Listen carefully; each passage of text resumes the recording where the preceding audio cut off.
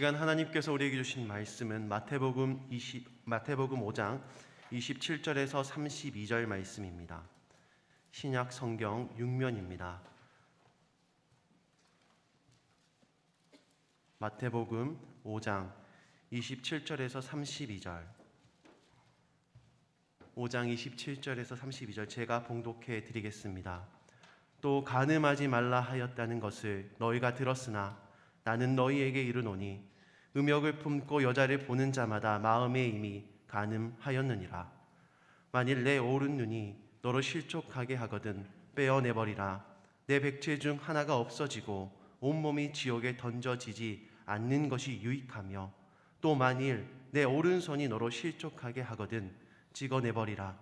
내 백체 중 하나가 없어지고 온몸이 지옥에 던져지지 않는 것이 유익하니라. 또 일렀으되 누구든지 아내를 버리려거든 이혼 증서를 줄 것이라 하였으나 나는 너희에게 이르노니 누구든지 음행한 이유 없이 아내를 버리면 이는 그로 간음하게 함이요 또 누구든지 버림받은 여자에게 장가드는 자도 간음함이니라. 아멘.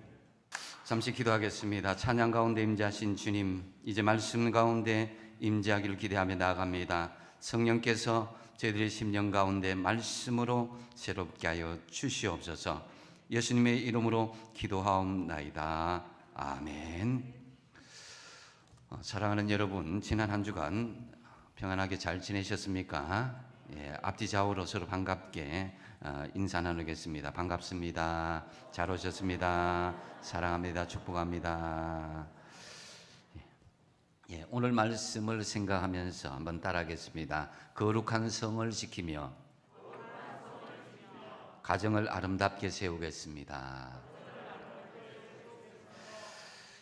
오늘날 목회자들이 참 설교할 때 언급하기 힘들어하는 주제가 제가 한 3가지가 있다고 생각합니다. 종말에 대한 설교, 또한 정치적인 이념과 관련된 설교, 그리고 성적인 문제와 이혼에 관한 설교가 아닌가 여겨집니다. 특히 이 성적인 문제와 이혼의 문제는 과거와는 달리 상당히 조심스러운 주제인 것은 사실입니다.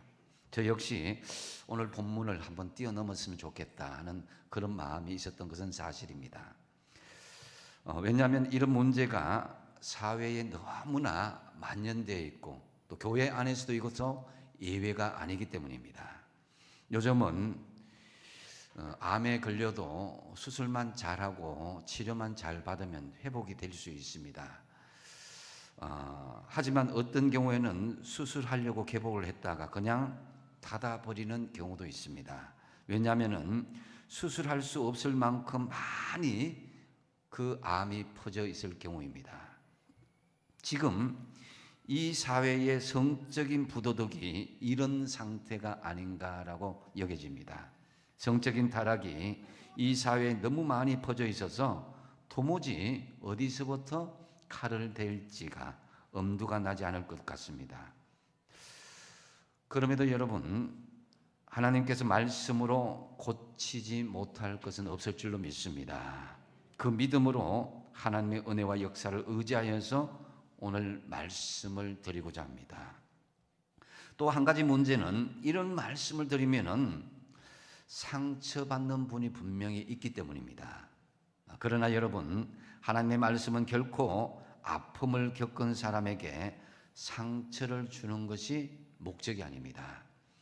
이사야서 43장 3절 말씀에 하나님께서 상한 갈대를 꺾지 아니하며 꺼져가는 등불을 끄지 아니한다고 말씀합니다. 하나님의 말씀은 우리의 상처를 찢고 고통스럽게 하는 것이 아니라 상처의 약을 바르고 어루만져 주시고 고쳐주시고 다시는 이런 상처가 재발되지 않도록 예방시켜 주시는 것이다 라는 거죠. 그래서 이 말씀을 믿고 상처받기보다는 상처가 회복되는 역사가 있기를 바랍니다. 그렇다면 이 남자와 여자를 창조하신 후에 하나님께서 이 귀한 성을 선물로 주셨는데요, 많은 사람들이 성이나 섹스를 더럽거나 숨기고 싶어 하지만 사실 하나님 안에서 성은 거룩한 것입니다. 하나님께서 성을 주신 이유는 크게 세 가지로 나눌 수가 있는데요. 먼저 성을 자손을 번성케 하는 부분으로 주셨다는 거죠. 하나님은 인류를 지으시고 복을 주시면서 명령하셨습니다. 생육하라 그리고 번성하라. 하나님의 명령에 순종하여 자손을 번성케 하려면 어떻게 해야 됩니까? 부부간에 부부 생활을 잘 해야 됩니다. 그래야 생육하고 잘 번성할 수 있게 되는 것입니다. 그리고 또 한 가지는 성을 기쁨의 통로로 허락하셨습니다. 아담이 잠자는 동안 하나님이 자기 갈빗대 하나를 취하여 여자를 만들어서 데리고 오셨을 때에 아담이 외친 소리가 뭡니까? 이는 내 뼈 중에 뼈요 살 중에 살이로다. 남자가 여자를 만날 때에 이런 기쁨으로 만나고 서로 기쁨으로 하나 될 수 있는 은혜가 있어야 되는 것입니다. 이것이 하나의 통로로, 성의 통로로 하나님께서 선물로 주셨다라는 거죠. 또 한 가지는 이 성을 결혼의 테두리 안에서만 하나님께서 허락하여 주셨다라는 것입니다. 마태복음 19장 6절 말씀에 그런즉 이제 둘이 아니요 한 몸이니 그러므로 하나님이 짝지어 주신 것을 사람이 나누지 못할지니라 라고 말씀합니다. 하나님께 주신 선물을 대충 보관하고 대충 즐기면 되겠습니까? 소중하게 다뤄야 되겠죠. 소중하게 다루는 방법을 예수님이 오늘 우리에게 말씀하십니다. 바로 소중하게 다루는 방법은 하나님께서 인간에게 성을, 자손을 번성케 하는 부분으로 여기시고 또 우리에게 기쁨이 되게 하시고 또 결혼의 테두리 안에서 즐기도록 하셨다라는 이 사실을 어기지 않고 철저하게 지키는 것입니다. 이 선물을 결혼 밖에서 부당하게 써먹는 것을 일컬어서 우리는 간음이다라고 말합니다. 그래서 그것은 죄라고 특별히 구약시대부터 하나님께서는 이 십계명을 통해서도 간음하지 말 것을 율법을 통해서 말씀하셨습니다. 하나님께서 우리에게 율법을 주신 이유는 우리를 구속하기 위함이 아니라 그 큰 이유는 사랑입니다. 우리를 향한 일방적인 사랑인 것이죠. 그렇기 때문에 마태복음 22장 34절에서 40절에 보면은 율법사가 묻는 그런 그 질문이셨습니다. 가장 큰 계명이 무엇입니까? 라는 질문에 하나님께서는 하나님 사랑, 이웃 사랑 이것이 온 율법과 선지자의 강령이다라고 말씀해 주신 것이죠. 그래서 이스라엘 백성들은 처음에 하나님과의 그런 언약의 관계를 시내산에서 맺을 때에 모세가 그 시내산 꼭대기에서 십계명을 가지고 내려왔습니다. 1계명에서 4계명은 하나님과의 관계에서 오는 사랑의 법이고 5계명에서 10계명은 인간과의 관계에서 주어지는 사랑의 법임을 알 수 있습니다. 그래서 우리가 하나님을 진심으로 사랑한다면은 당연히 하나님 한 분만을 섬기고 다른 우상을 만들거나 하나님의 이름을 영광을 가리지 않고 거룩하게 안식일을 지키며 예배를 드리게 되는 것입니다. 이 하나님의 사랑이 우선이죠. 또한 이웃을 사랑한다면 또 사람을 사랑한다면 당연히 부모를 제일 잘 섬기고 살인이나 간음이나 도둑질이나 거짓 증거나 그리고 이웃의 것을 탐내지 않는 것은 당연한 것입니다. 그것이 이웃 사랑으로 십계명을 이해할 수가 있는 것입니다. 그런데 예수님 당시 유대인들은 613개의 율법을 만들어 놓고 그것을 지키려고 노력을 하였습니다. 하지만 그토록 경건한 삶을 산다고 자부했던 그들은 정작 자신의 아내가 싫다고 이혼 정서 한 장을 달랑 써주고 내쫓아 버리는 율법을 번하는 일들을 서슴지 않았습니다. 외형적으로는 율법을 지키는 사람들 같았지만 가장 앞장서서 그 율법의 속내의 본질을 지키지 않았던 것입니다. 그래서 오늘 본문에서 이 예수님께서 바리새인들의 그 마음을 꿰뚫어 보시면서 간음에 관한 말씀을 하신 것입니다. 당시 바리새인과 율법사들은 간음을 단순히 타인간의 육체적인 관계로만 생각했습니다.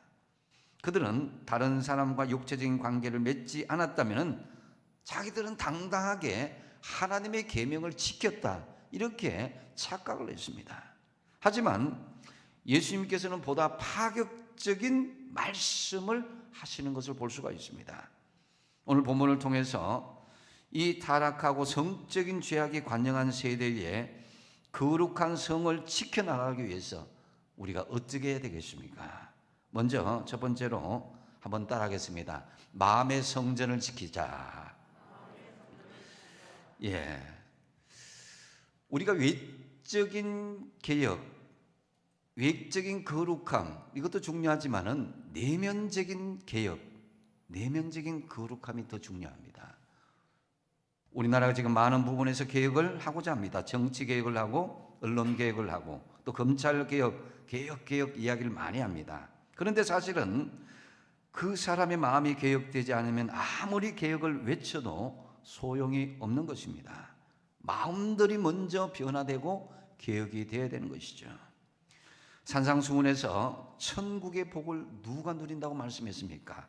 마음이 가난한 자는 복이 있나니 천국이 그들의 것이며, 마음으로 애통하는 자는 복이 있나니 그들이 위로를 받을 것이며, 마음이 온유한 자는 복이 있나니 그들이 땅을 기업으로 받을 것이며, 의에 줄이고 목마른 자는 복이 있나니 그들이 배부를 것이며, 긍휼히 여기는 마음이 복이 있나니 그들이 긍휼히 여김을 받을 것이며, 마음이 청결한 자는 복이 있나니 그들이 하나님을 볼 것이며. 다 이렇게 보면은 이 산상수훈의 중요한 시작점이 마음이라는 것을 알 수가 있습니다. 대개 범죄는 일어날 때에 마음에서 1단계 일어나고 2단계는 눈으로 보는 단계, 3단계는 손발로 일어나는 행동으로 진행되는 것입니다. 특히 간음은 이러한 죄의 전형적인 개수입니다. 마음과 눈과 손과 발이 그렇게 단계별로 전개되는 것이죠. 여러분들이 만약에 이 범죄대책본부장이라면 어떤 단계에서 조치를 취하겠습니까? 어떤 단계에서 손을 써야 범죄를 예방할 수가 있겠습니까?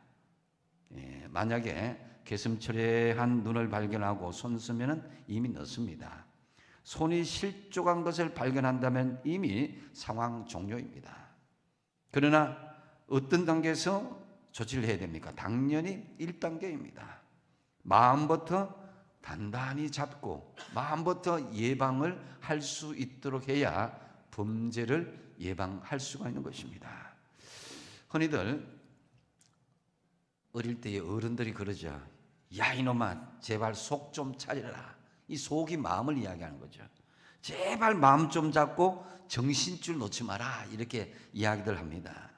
세상의 모든 일은 마음을 잡으면서 아니면 마음을 놓으면서 일이 시작되고 사건이 시작되는 것입니다. 죄악도 마음의 단계에서부터 시작되는 것이죠. 오늘 보면 28절 말씀을 보면 그것을 알 수가 있습니다. 나는 너희에게 이르노니 음욕을 품고 여자를 보는 자마다 어떻게 됐다고요? 마음에 이미 간음하였느니라. 이전까지는 이 바리새인과 서기관들이 이 육신적인 간음만을 죄라고 여겼는데 예수님께서는 그 시작점, 마음으로 음욕을 품고 있는 사람마다 이미 간음하였다라고 선언하는 것입니다. 여러분, 우리 마음의 창이 흔히 어디라고 그럽니까? 눈이 마음의 창이라고 그러잖아요, 그죠? 눈으로 보는 순간 마음으로 들어가게 되고, 마음으로 들어가면 그것이 마음의 잔상으로 남게 되는 것입니다. 그래서 마음에 새겨지는 것이죠. 마음을 지키려면 마음의 창인 눈을 잘 지킬 수 있어야 됩니다. 그 엄청난 믿음의 사람 다윗이 왜 간음을 하고 살인까지 저지르게 되었습니까? 마음을 잘 지키지 못했기 때문입니다. 그래서 보지 말아야 할 것을 보고 보지 말아야 될 우리아의 아내를 계속 보게 된 것입니다. 남들은 다 전쟁터에 나갔는데 혼자 왕궁 지붕 위로 거닐다가 바세바가 목욕을 하고 있는 것을 보게 된 것입니다. 물론 의도적으로 본 것이 아닐지라도 우연히 본 것이라도 그 본 것을 통해서 마음의 음욕을 품게 된 것을 볼 수가 있습니다. 그래서 노아의 방주를 지을 때에 하나님께서는 옆 창문을 두지 않고 유일하게 하늘만 바라보게 했습니다. 이것은 영적인 의미가 있습니다. 세상에 눈을 닫고 하나님만 바라보라는 것입니다. 파도를 보고 거센 풍랑을 보면 마음에 두려워하고 걱정 근심이 생기지만은 하나님을 바라볼 때에 어떤 풍랑과 어떤 유혹이 와도 이겨낼 수가 있게 된다는 것을 이 노아의 방주에 창문을 내는 것을 통해서도 알 수가 있습니다. 그래서 우리가 어렵고 힘든 그 상황, 여러 가지 유혹과 우리를 죄로 물들게 하는 그런 상황들이 있을 때에 우리가 마음의 눈으로 바라보고 자꾸 그렇게 하다 보면은 거기에 잔상이 남게 되고 그를 통해서 한 단계 한 단계 더 죄악으로 진행될 수밖에 없게 되는 것이죠. 고린도전서 6장 19절에서 20절 말씀 같이 한번 읽어보겠습니다. 시작. 너희 몸은 너희가 하나님께로부터 받은 바 너희 가운데 계신 성령의 전인 줄을 알지 못하느냐. 너희는 너희 자신의 것이 아니라 값으로 산 것이 되었으니 그런즉 너희 몸으로 하나님께 영광을 돌리라. 아멘. 여러분, 성도는 예수 그리스도의 지체로서 또 성령이 거주하는 거룩한 성전으로 살면서 하나님께 영광을 돌리는 존재라는 것입니다. 할렐루야. 여러분들이 그렇게 존귀한 존재고 귀한 존재입니다. 여러분의 몸과 마음이 거룩한 성전으로 지켜나가시게 되길 바랍니다. 두 번째, 이 거룩한 성을 지켜나가기 위해서는 죄악의 자리에 머무르지 말고 그 자리를 피하라는 것입니다. 29절과 30절 말씀을 보면 굉장히 파격적인 말씀입니다. 같이 읽어보겠습니다. 29절 30절 시작. 만일 내 오른 눈이 너로 실족하게 하거든 떼어내버리라. 내 백체 중 하나가 없어지고 온몸이 지옥에 던져지지 않는 것이 유익하며 또한 만일 내 오른손이 너로 실족하게 하거든 찍어내버리라. 내 백체 중 하나가 없어지고 온몸이 지옥에 던져지지 않는 것이 유익하니라. 아멘. 끔찍할 정도로 우리 주님은 파격적으로 말씀하십니다. 예수님은 우리가 만일 눈을 보고 음욕의 마음으로 실족하게 되면 어떻게 하라고요? 눈을 빼어버리라. 또한 나도 모르게 오른손이 음욕을 품고 실족하게 만들면 그 손을 찍어버리라고 극단적으로 말씀하십니다. 이것은 죄악의 자리에 계속 머무르게 되면은 보이는 음욕으로 죄를 짓게 되고 나쁜 손으로 실족하게는 죄를 짓게 된다는 경고의 말씀입니다. 눈과 손이 원인이 된다라는 말씀인 것이죠. 왜 눈과 손이 원인이 되는 것입니까? 그것은 바로 눈과 손이 죄악의 자리에 계속 머물러 있을 때에 그러한 범죄의 결과가 나타난다는 것입니다. 그렇다면 우리가 거룩한 하나님의 성을 지켜나가기 위해서는 어떻게 해야 됩니까?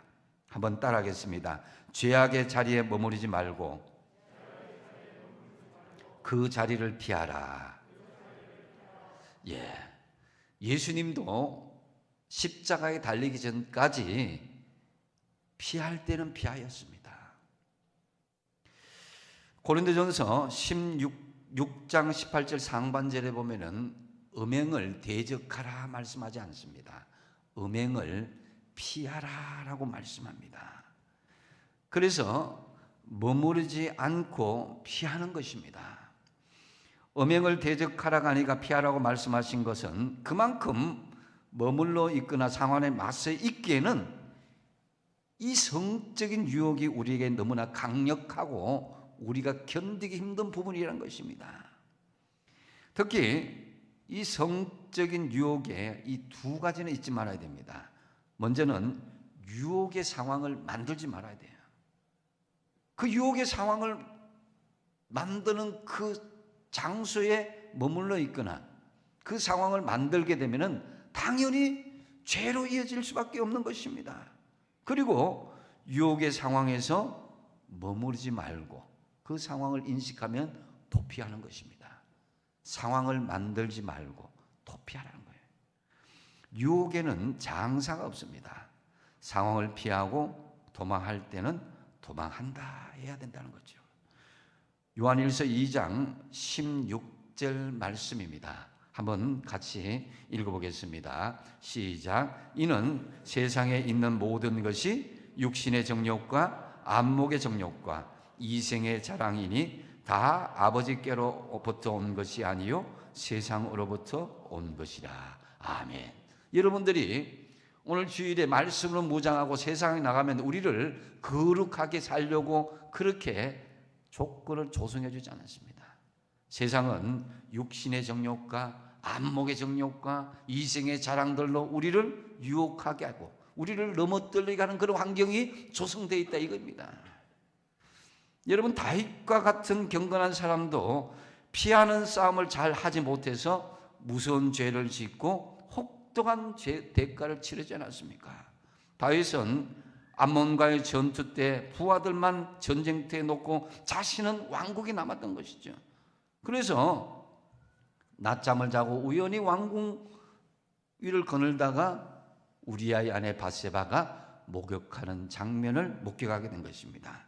그래서 내 오른눈이 너를 실족하게 하거든 떼어내버리라. 이 말씀과 같이 눈을 다른 데로 돌려버리고 빨리 그 자리에서 피하였으면 되는데 거기에서 마음으로 생각하게 되고 음욕을 품고 더 한 단계 나아가서 간음을 하고 심지어는 우리아를 충성된 우리아를 전쟁터에 나가서 죽게 만드는 살인까지 저지르는 일이 벌어지게 된 것입니다. 반면에 여러분, 범죄의 자리에 머무르지 않고 즉시 그 자리에서 피하였던 지혜로운 사람이 있습니다. 그 사람은 바로 요셉입니다. 요셉은 다윗보다 훨씬 더 위험한 상황을 만났는데 피하는 싸움을 잘하였습니다. 다윗은 자기가 범죄의 현장으로 다가갔지만 요셉은 보디발의 아내가 유혹하면서 반대로 다가왔습니다. 훨씬 범죄에 빠질 위험이 많았던 것이죠. 그런데 어떻게 해서 그의 거룩한 성을 지켜낼 수가 있었겠습니까? 그것은 창세기 39장 9절 말씀에서 보면 알 수가 있는데요. 한번 같이 한번 읽어보겠습니다. 시작. 이 집에는 나보다 큰 이가 없으며 주인이 아무것도 내게 금하지 아니하였어도 금한 것은 당신뿐이니 당신은 그의 아내임이라. 그런즉 내가 어찌 이 큰 낙을 행하여 하나님께 죄를 지으리까. 아멘. 여러분, 요셉은 사람은 안 보지만은 누가 보고 계시다고요? 하나님이 보고 계시다는 거예요. 이런 의식으로 깨어 있었던 것입니다. 우리는 흔히들 사람의 눈만 속이고 사람에게 보이지 않으면, 들키지 않으면 그것이 완전 범죄처럼 오해하고 착각하고 그 범죄 현장으로 들어가는 경우가 있습니다. 그러나 요셉은 철저하게 사람은 보지 못할지라도 하나님이 보고 계시는데 내가 어떻게 하나님 앞에 범죄하겠습니까? 이런 자세를 가졌다는 것입니다. 이것이 바로 하나님 앞에 선다라는 코람데오의 정신이기도 합니다. 하나님이 나를 다 보고 계신다. 나는 하나님 앞에 서 있다. 그래서 하나님이 보시는데 내가 어떻게 하나님 앞에 이 큰 악을 지을 수가 있겠습니까? 라고 고백했고 흔들리지 않았던 것입니다. 그래서 결국 요셉은 피하는 싸움을 잘 했던 것입니다. 그래서 여러분, 죄악의 자리라고 생각하면은 머무르지 말고 즉시 피하시는 지혜로운 사람이 되시기 바랍니다. 세 번째로, 이 거룩한 성을 지켜나가기 위해서는 한번 따라합시다. 하나님을 기만하지 말고 정직하자. 30절 말씀에 보시면은 또 일러스되 누구든지 아내를 버리려거든 이혼 정서를 줄 것이라 했으나라고 말씀하고 있습니다. 이 말씀은 이 바리새인들이 언급한 대로 모세는 신명기에서 아내에게 수치되는 일이 있거든 아내에게 이혼 정서를 써주고 내보낼 수 있다라고 한 말씀이 있습니다. 신명기 24장 1절 말씀을 보시면은 사람이 아내를 맞이하여서 데려온 후에 그에게 수치되는 일이 있음을 발견하고 그를 기뻐하지 아니하면 이혼 정서를 써서 그의 손에 주고 그를 자기 집으로 내보낼 것이다. 이런 옵션, 이혼할 수 있는 그런 옵션을 주셨습니다. 근데 그 당시 바리새인과 서기관들은 이혼할 이유가 있을 때 언제든지 이혼할 수 있다고 이것을 잘못 해석하고 곡해하고 아내가 이 잘못이 없는데도 이러한 그런 수치스러운 일, 환경들을 만들어서 아내에게 죄를 뒤집어 쓰고 강제로 내쫓아 보내는 일들이 비일비재하였다고 합니다. 그래서 나는 떳떳하다, 이혼 정서를 써주고 수치된 일이 있었기 때문에 나는 떳떳하다 그렇게 했지만은 속내는 자신들의 엄난하고 방탕한 일들, 그런 일들을 저지르기 위한 예비 작업이었다는 거예요. 그래서 마태복음 19장 7절 말씀에 바리새인들이 예수님께 이렇게 질문을 합니다. 여짜오되 그러면 어찌하여 모세는 이혼 정서를 주어서 버리라 명령하였습니까? 예수님께 외통수를 이렇게 주어서 이 답을 못하도록 하는 그런 질문을 했는데, 그러자 예수님께서 그 다음 절 마태복음 19장 8절에 무슨 말씀을 하시냐면은 모세가 너희 마음의 완악함 때문에 아내 버림을 허락하였거니와, 그 다음 뭡니까? 본래는 그렇지 않다. 원래 이혼하는 것 허락하지 않는다는 거예요. 너희들이 타락하여서, 인간의 타락함 때문에 어쩔 수 없이 수치스러운 일들이 있지만은 본래는 이혼하는 것을 내가 허락하지 않는다라는 말씀입니다. 그래서 여러분, 한마디로 하나님을 기만하지 말고 너희들의 성에 정직하라라는 말씀인 거죠.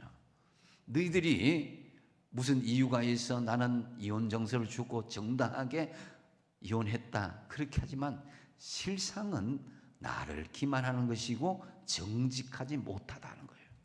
그러니까 역설적으로 이 말씀은 바로 너희들 정직하고 하나님을 기만하지 말 것을 요청하고 있는 말씀입니다. 그래서 갈라디아서 6장 7절 말씀에 분명히 말씀하고 있습니다.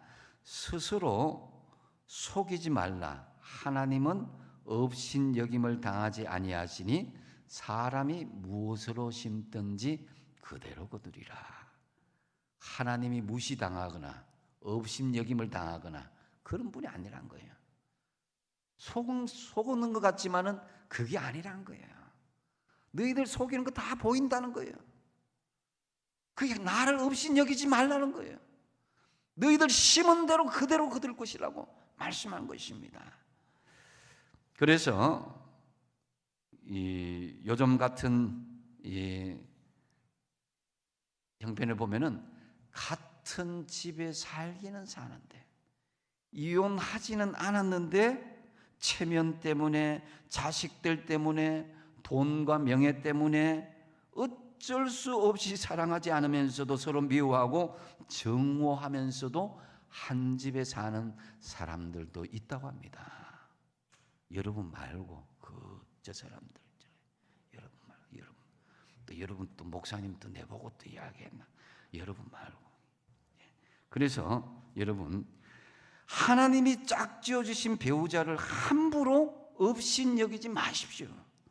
하나님의 형상으로 지음받은 배우자를 하나님처럼 잘 섬기는 게 원래 하나님께서 짝 지으신 그 부부의 본래의 모습입니다. 하나님을 기만하면서까지 거짓으로 결혼 생활을 이어가지 말라는 거예요. 결혼 생활, 성생활, 하나님을 기만하지 말고 정직해야 거룩한 성을 지킬 수 있고 하나님의 주신 가정을 지킬 수가 있는 것입니다. 하나님은 절대 여러분 그 신부를 버리지 않는 것을 성경을 통해서 말씀합니다. 그것이 호세아서를 통해서 보면 잘 알 수 있습니다. 호세아가 하나님으로 대변되고 고멜이 범죄한 신부로 대변됩니다. 이스라엘이죠, 그죠? 그래서 하나님께서 호세아에게 명령합니다. 그 음란한 여자, 그 고멜을 아내로 맞이하라. 그래서 호세아가 고멜 음란한 여자를 아내로 맞이했습니다. 그런데 결혼했음에도 불구하고 다른 남자와 외간 남자와 눈이 맞아서 아기를 베고 아이를 낳았습니다. 그 첫째가 이스라엘, 하나님이 뿔뿔이 흩으신다 이렇게 말씀하셨습니다. 그리고 다시 정신 차리고 데려왔는데 다시 이 고멜이 다른 외간 남자 눈이 맞아서 다시 배가 불러왔습니다. 둘째를 낳았는데 그 둘째가 로후아마, 긍휼을 입지 못하였다. 그래서 다시 그 여자를 데려와서 또 이제 마음을 잡고 같이 살려는데 또다시 고멜이 다른 외간 남자와 눈이 맞아서 아기를 또 베어서 나왔습니다. 그때 셋째가 로암미, 내 백성이 아니다. 하나님이 흩으시고 하나님의 긍휼을 받지 못하고 내 백성이 아니다라는 그런 것을 이스라엘 백성들이 음란한 백성들을 향해서 그렇게 상징적으로 보여주신 것입니다. 그러나 하나님께서는 호세아에게 뭐라고 명령합니까? 끝까지 고멜을 버리지 말고 사랑하라는 거예요. 호세아 선지자를 통해서 하나님은 사랑의 하나님의 본질을 보여주고 있는 것을 볼 수가 있습니다. 호세아서 3장 1절에 보면은 여호와께서 내게 이르시되 이스라엘 자손이 다른 신을 섬기고 금포도 과자를 즐길지라도 여호와가 그들을 사랑하나니 너는 또 가서 타인의 사랑을 받아 음녀가 된 그 여자들 어떻게 하라고요? 사랑하라. 이것이 우리를 사랑하시는 하나님의 사랑임을 보여주고 있습니다. 하나님은 절대로 그 신부를 버리지 않습니다. 하나님은 교회를 버리지 않습니다. 아니 그 버린다기보다 하지 못합니다. 왜냐하면 버린다면 하나님이 언약을 파괴하고 약속을 파괴하는 분이기 때문에 하나님은 그 약속을 파괴하는 분이 아니고 끝까지 약속을 지키시는 분이거든요. 그래서 마찬가지로 여러분 거룩한 성을 지키기 위해서 우리가 중요한 것은 하나님을 기만하지 말고 정직한 성생활을 할 수 있어야 된다. 부부생활을 할 수 있어야 된다는 거예요. 눈에 보이는 그러니까 쇼케이스처럼 보이는 그런 근사한 부부가 되지 말고 속내까지 하나님 앞에 정직한 부부가 되도록 해야 된다는 거예요. 그래야 해서 거룩한 성을 잘 지킴으로 행복한 가정을 만들어 나가시기 바랍니다. 이제 말씀을 정리합니다. 오늘날 우리 주변의 음란 폭풍은 우리 힘으로는 막을 수 없습니다. 거룩한 성을 지켜나가기 위해서는 그렇게 하면 어떻게 됩니까? 첫 번째는 뭐라 그랬습니까? 뭘 지키라고요? 마음의 성전을 지키라. 여러분이 성전입니다. 거룩한 성전을 성령의 전으로 만들고 예배의 전으로 만들고 말씀의 전으로 만들고 기도의 성전으로 만들 때에 하나님께서 그 악하고 음란한 것을 물리치게 해줄 것입니다. 두 번째 뭡니까? 죄악의 자리에 머무르지 말고 그 자리를 피하라는 것입니다. 아니다 싶으면은 죄악의 자리에 머물거리지 말고 즉시 그 자리에 피해야 됩니다. 세 번째 뭡니까? 하나님을 기만하지 말고 정직하라는 거예요.